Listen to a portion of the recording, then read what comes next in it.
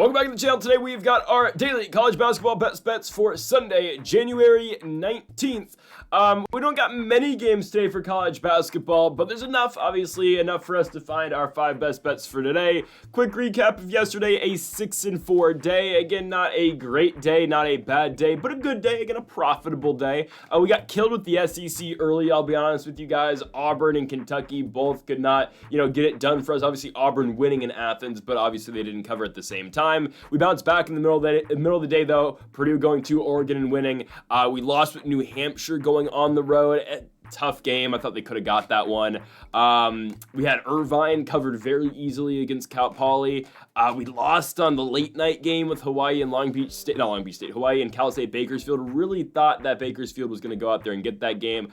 Colorado State covered and won fairly easily. I'm forgetting a couple games, I'm going to be completely honest with you guys. But as a whole, a 6-4 day yesterday. A good day. Again, not a great day, but enough to get it done. Arizona State covered the 9.5 as well on the road at Cincinnati. So again, a 6-4 day. Let's look for more today, obviously with 5 best bets. And folks, if you have not yet, though, make sure to hit that subscribe button down below for some more daily college basketball best bets here on the channel. Again, this video is dropping at 7 a.m. just like yesterday, obviously, for the early morning games. And we're going to do the same exact thing tomorrow as well. Usually the weekday videos are going to be dropping at 9 o'clock on the West Coast, noon on the East Coast. It's going to be at 7 in the morning tomorrow, just because the NBA is running games at 10 a.m. Pacific time. So we got to get all those videos out early tomorrow. So again, same time tomorrow, 7 a.m. here on the channel. Again, make sure to go check out our NBA predictions. That video for today is dropping at the normal time of 10 a.m. So make sure to check that video out. Then we got 7 games in the National Basketball Association today, again, with the NBA. So let's get into it. Also, our college football national championship game prediction is out between Notre Dame and Ohio State. Make sure to go check that video out. It is linked in the description down below, along with our NFL divisional round predictions. I'm at a loss for words. The Detroit Lions lost to the Washington Commanders. I'm at a loss for words. But we still have more games today, obviously. Rams, Eagles, and Ravens, and Bills, the game of the week. Also, okay, let's get now into it. The first of our 5 college basketball best bets for today. We will start in East Lansing, Michigan, with the Illinois Fighting Illini going on the road to take on the Michigan State Spartans. Give me Michigan State. They are getting 3.5 points at home. We are taking that. We're taking them on the money line as well. Illinois is coming off a big victory at Assembly Hall. It was one of the worst defeats, I think personally, that Indiana has taken in the Mike Woodson era. Sure, again, there are the losses to Purdue, obviously, where Zach Edey and company went into town and went to Bloomington and won. But for Illinois to do that to Indiana, again, yes, a game that Illinois was definitely expected to win, but just it being Illinois, again, this is not a juggernaut like Purdue. Illinois, sure, a top 25 ranked team, but it was a dominant victory for Illinois. You got to give them credit. But again, just the lowest of lows for Indiana. Obviously, since then, they have bounced back. They went to Columbus and won and obviously covered like we predicted. But now we get Illinois going on the road to Michigan State. Michigan State, the only undefeated team still in the Big Ten. And I don't expect that to end with this game with Illinois. I don't think so. I think they continue their undefeated run here in conference. Again, 6-0 so far in Big Ten play this year. They opened up with the game on the road at Minnesota. They won that one by 18 points. They then beat Nebraska and blow out Nebraska in East Lansing 89-52. They go to Columbus and win. They beat Washington. They beat Northwestern on the road, and they're coming off a 5-point victory at home against the Penn State Nittany Lions. This is a Michigan State team that is led by Jaden Akins, averaging 14.5 points per game. Jace Richardson averages 10. Frankie Fiddler with 9. Again, it is an all-around collective effort out of Michigan State, but yes, Akins is the guy to watch for Michigan State. 20 points in the UW victory. Fiddler with 18 the other night against Penn State, 18-7 actually. And obviously running the point for Michigan State, you do have Jeremy Fears Jr. He averages 6.5 assists a game and 8 points a game as well. For the Fighting Illini, again, a 5-2 team in conference. They are led by Kasparis Jaconius. He's averaging 17 points a game, and also Tomislav Ivisic as well. Those are the 2 big players on this Illinois team. Jaconius with 17 points per game, 17-5-5. Ivisic, with 13-9 per game. And that's great and all out of Illinois. Again, this is a good basketball team. But I think going on the road is going to be kind of difficult for them. They've lost twice so far this year in the Big Ten. The first one being a road spot against Northwestern in overtime. Again, that was a back-and-forth battle by Jaconius and Martinelli in that game. And ultimately, again, it was won by the Wildcats in Evanston. And their second loss in Big Ten play is a home spot just last week, 8 days ago, when they hosted USC and the Trojans went in there and won that game by 10 points. The other victories for the Fighting Illini in Big Ten play this year, a big road victory, and I mean a huge road victory against Oregon, winning that game by 32 points, a win against ranked Wisconsin at the time, beating Penn State, IU at UW. Again, Illinois got some big wins this season, and they were very competitive against, at the time, the number one ranked team in the country in the Tennessee Volunteers. Of course, Tennessee came into Urbana-Champaign and only won the game by 2 points. I'm not denying the fact that Illinois is a good basketball team. I think they're a great basketball team, but I think, again, Michigan State's just better. As we look at the Big Ten right now, who's the best team in the conference? I think you're hard-pressed to say a team other than Michigan State or Purdue right now. I really think so. You're going to say Michigan? Well, they just lost at Minnesota. I can't say they're elite right now. And Michigan is playing today against Northwestern. That is not going to be one of the 5 best bets today because, honestly, I just don't know what the Wolverines are going to be after losing that game to the lowly Golden Gophers. But I think right now, again, you're hard-pressed to say the best team in the Big Ten isn't Michigan State or Purdue. Now, if Illinois is able to beat Michigan State in East Lansing, then sure, I think definitely we can enter Illinois into that conversation. But Michigan State's just been so good after leaving Maui, honestly. I mean, they lose their second game over there around Thanksgiving to Memphis. They bounce back, beat UNC in overtime, and they haven't lost a game since. Again, undefeated in Big Ten play so far this year. Their only 2 losses all year long are neutral site games against Kansas and against Memphis. No team this year has gone into East Lansing and beat the Spartans, and I don't think the Fighting Illini are the first. I think this is going to be a competitive basketball game, but I think just in the end, Michigan State is going to pull away. They're getting 3.5 points at home in this one, and I think Michigan State ultimately just asserts their dominance right now in the Big Ten, proving why they are an elite team in the conference, and I think they get it done at home in this game against the Fighting Illini. Again, they are 6-0 in conference play this season, and I think they keep that up. I think Michigan State, I think they'll still be undefeated in conference play, honestly, going into that home game against Oregon on February 8th. They play Illinois. If they can pass this challenge, again, they go to Rutgers.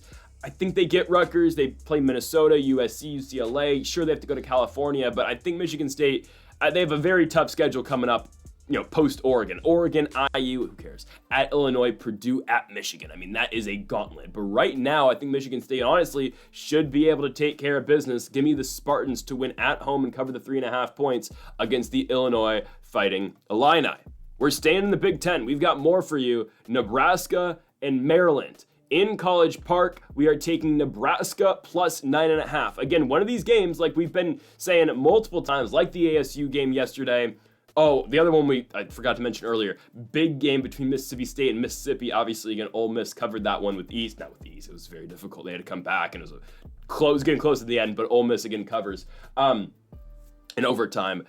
But we don't care who wins these games. We just need our squad to cover. I think this is going to be a competitive basketball game between both Nebraska and Maryland. Maryland's coming off that overtime loss in Evanston against Martinelli and the Northwestern Wildcats. Nebraska is coming off 3 straight losses, but let's talk about the quality of those losses. On the road at Iowa, okay, they lose it by 10. That's within the margin of error, obviously, for this spread that we're taking today. At Purdue, again, I think Purdue's great. I just think they are, and I think them going to Eugene and winning on Oregon's home court proves that further. And then the loss against Rutgers at home. Okay, that's not great considering the way the Scarlet Knights have played this season, but we've always talked about Rutgers this season, about the potential that they have with Ace Bailey, with Dylan Harper. They have 2 of the best players in the Big Ten. If that team can get going, then sure, Rutgers is going to be solid. Now, I'll be honest, I was expecting more out of Nebraska this year. I just was, especially out of the Big Ten, right? They start Big Ten play, they lose to Michigan State. Whatever. Again, that's fine. They go to East Lansing, they get blown out. Well, they bounce back, and they dominate IU on their home court. They go to Hawaii for Christmas. They win that invitational, beating Murray State, beating the Rainbow Warriors, and beating Oregon State as well. They beat the best team right now in the SWAC and Southern. Then they beat UCLA to resume Big Ten play in 2025. But obviously 3 straight losses now has them at 2-4. They take on the Maryland Terrapins, a team that we've been talking about a lot recently. I think we picked every Maryland game, in their last 3. And obviously, again, we can mention their star player in Derek Queen. We can talk about Jacoby Gillespie, who was absolutely god-awful the other night against Northwestern. But Maryland, again, a 13-5 team. They're 3-4 in conference this season. Recently, again, losses on the road in the Pacific Northwest to Washington and Oregon, lost on the road at Northwestern. They've been good at home. I'll give them that. They blew out Ohio State in their first game, but I'll be honest, that's more of Ohio State, I think, just being bad. They blow out UCLA. Again, Gillespie had a huge night, which he hasn't had, again, or he didn't have in the Northwestern spot, but they blow out UCLA. Minnesota comes to town and is very competitive against this team, and that's why we picked against, we picked Maryland to cover that game, I believe, and obviously they didn't. They then go to Northwestern and don't get the job done. Again, Queen with 14 boards in that game. Julian Reese had a big night, but again, Jacoby Gillespie was kind of silent in that one. Again, I think the 9.5 points, I think, is very doable for Nebraska in this basketball game. Again, at one point, I thought this Nebraska team was going to be a dark horse to potentially, again, kind of like last year, be a 9 seed, or I think they were either 8 or, I know for a fact they were either 8 or 9. I think they were 8 last year in the NCAA tournament. I was expecting, again, something like that this season. Obviously, the way the season's going for the Cornhuskers, I don't think it's going to be that. I think, again, they're going to be one of these bubble teams if they can string together some wins, but I'm not expecting them to go into College Park and win. I'm just going to be transparent with you. I think they can cover 9.5 points, though. Of course, they're led by Bryce Williams, who's averaging 19 points a game. Juwan Gary averaging 12. Connor Essigan averaging 11.5. Those are the guys for this Nebraska team, and I definitely think they can score. I really believe it. It's just a matter of if their shots are gonna fall or not, and if Bryce Williams is gonna have a big day. Because when Williams is on, okay, this team is fairly solid, right?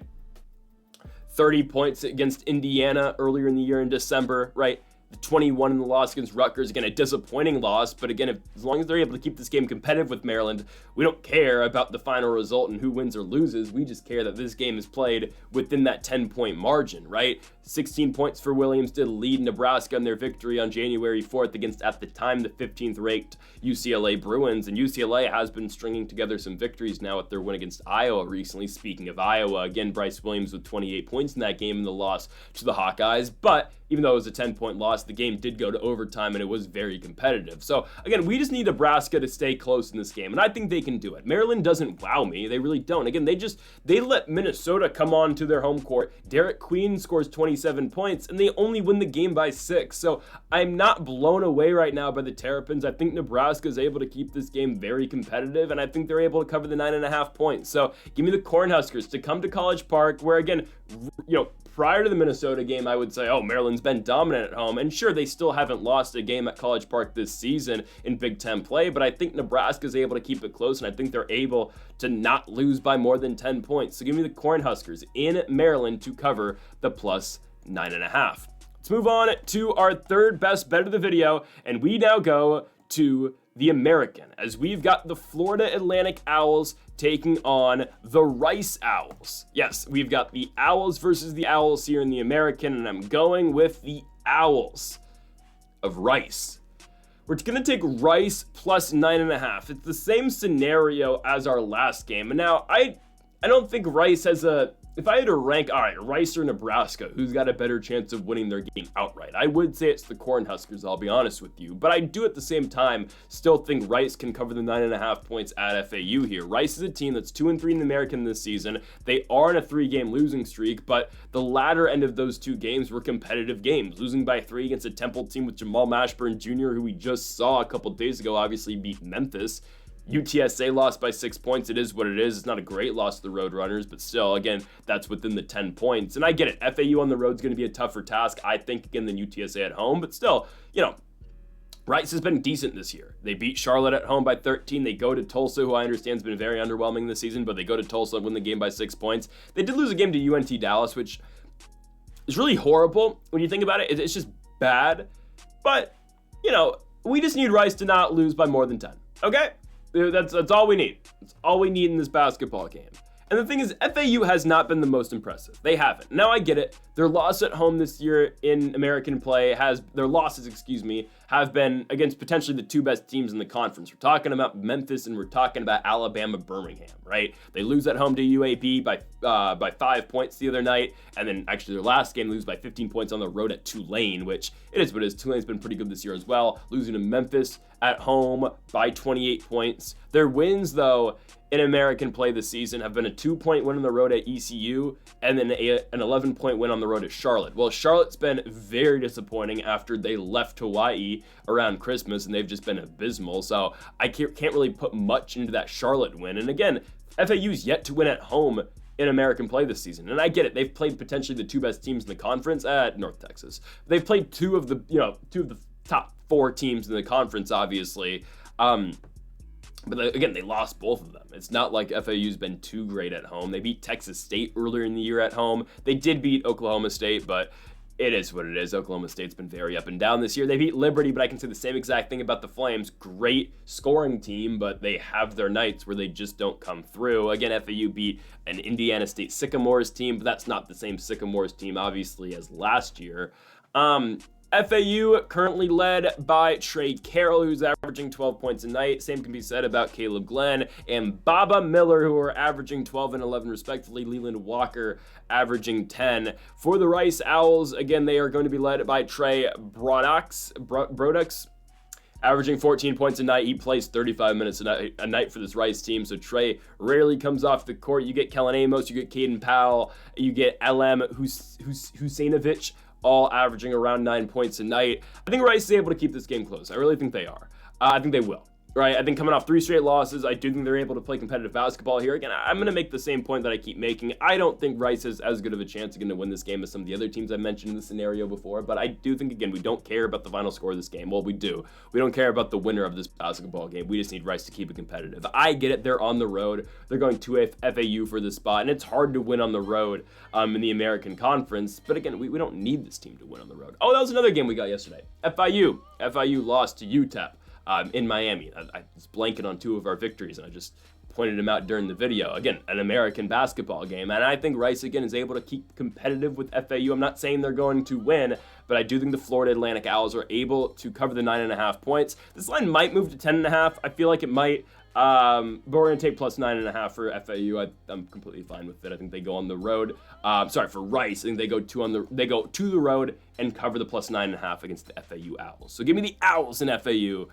The Owls from Rice.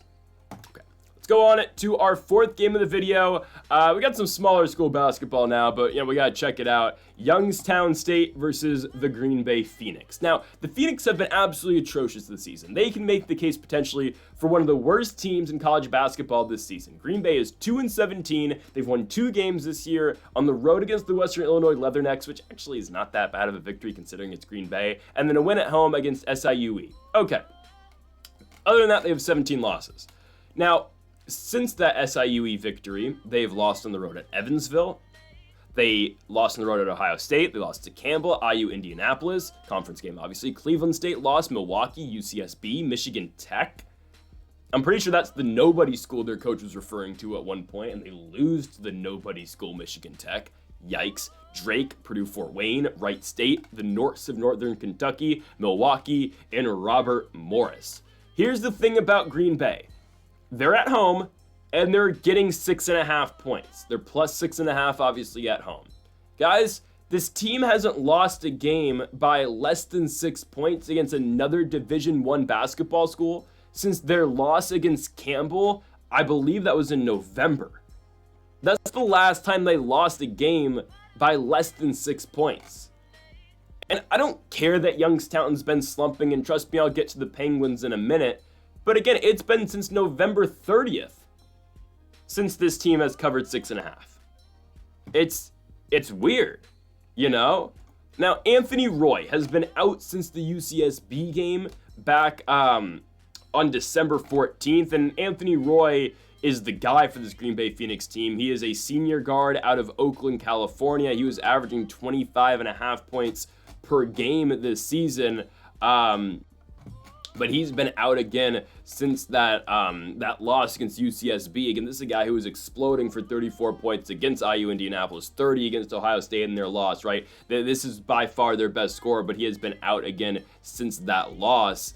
And even with Roy in the lineup, it's not like they were seeing all that much success, right? I mean, Roy was putting up 31 points, and they still lose to Evansville by 17. Again, it's just the rest of this team is not all that great. And really, Green Bay has struggled to find that leading scorer in Roy's absence. I guess if you want to point to one guy, it's Marcus Hall, who's their only double-digit scorer on average so far this year, other than obviously Roy. Hall averages 13 points a game.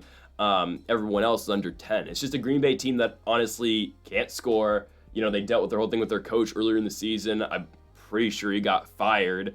And Youngstown, again, an 11-8 team. They started off really hot in Horizon League play. They started 5-0. They've dropped 3 of 4 now. The loss at Purdue Fort Wayne, the win against the Norse of Northern Kentucky, losing at home against Cleveland State in a disappointing result last week, and then a loss on the road at Milwaukee. Now, Milwaukee's been very good in the Horizon League this year, but don't get me wrong, it's been very disappointing for the Youngstown State Penguins. But ultimately, guys, this is still a much better basketball team than Green Bay. Okay, I don't care that Youngstown's been slumping. I don't care that their best scorer, E.J. Farmer, has been out since the Purdue-Fort Wayne game. This is still the better basketball team. They're the all-around better team. Then, they got Nico Gillette, who's, I believe he's their 2, who's averaging 12 and 6 per night. It is what it is. That'll play, I guess. But as a whole cohesive unit, Youngstown State is the better basketball team. And I don't think Green Bay should be, only getting 6.5 points against anybody. I don't care the games in Green Bay, Wisconsin.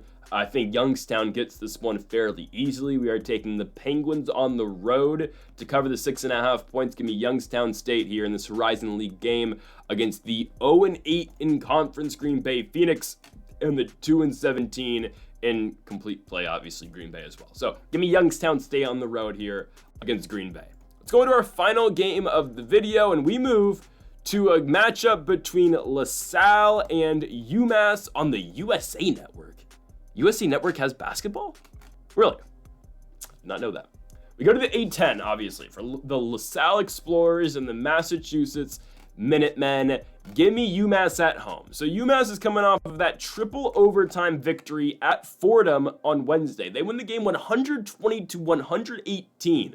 I mean, you're not going to see a crazier basketball game. Rashul Diggins in that one with 46 points in the victory for the UMass Minutemen. Again, going on the road and picking up a victory. I don't care that Fordham hasn't won a game in the A10 this season. A victory in triple overtime where your leading scorer drops 46 points. That's a momentum boost if I've ever seen one. Again, it's not like they're playing 2 days after. It's been 4 days since that victory. I think the Minutemen will be fine. Again, UMass, a 7-11 team this season, 2-3 in the A10. Again, the win over Fordham and the win over Dayton are their wins in the A10 this year. Their losses, St. Joseph's, it is what it is. Richmond, it's a bad loss. George Mason on the road. But again, a 2-3 team in conference this season. They're taking on the LaSalle Explorers, who are 2-2 in A10 play, but who have been hot recently, winning back-to-back games on the road in overtime against the Bonnies of St. Bonaventure, and then a win at home against Davidson the other night. Again, their first 2 games in A10 play were losses to Dayton on the road. Again, common opponent. UMass did beat them, and then Loyola Chicago by 11 points, who UMass, of course, hasn't played yet. But I don't mind the Minutemen in this spot. This team can score. They can score, and they can score a lot. LaSalle will have games where they'll struggle. They're led by Corey McKeithen, who's averaging 16 points a night. Deshaun Shepard averages 11, and that's great for the LaSalle Explorers. But again, you get a UMass team that has obviously their leading guy in Rashul Diggins, who averages 16 points a night, but obviously can explode for 30-plus easily like he's done multiple times this season, and the 40-plus point performance, obviously, in triple overtime against Fordham. You get Daniel Rivera, who's averaging 13. You get Jalen Curry, who averages 12 as well. I mean, this is a UMass team that can score effectively. I really believe it.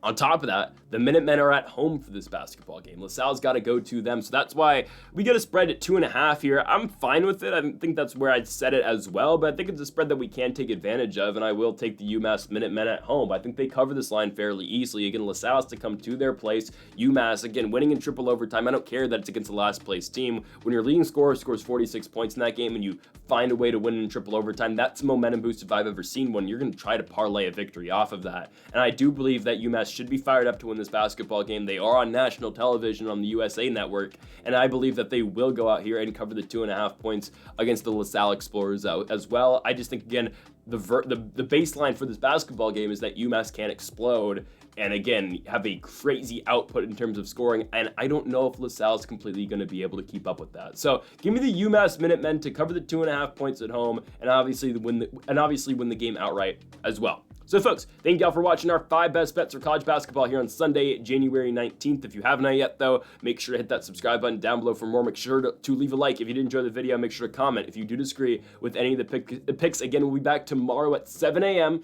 for our 5 best bets just because of Martin Luther King Day. So the games are going to be earlier with both college basketball and the NBA. So make sure to join us tomorrow again at 7 a.m. bright and early tomorrow. Folks, thank y'all for watching, and Mamba forever.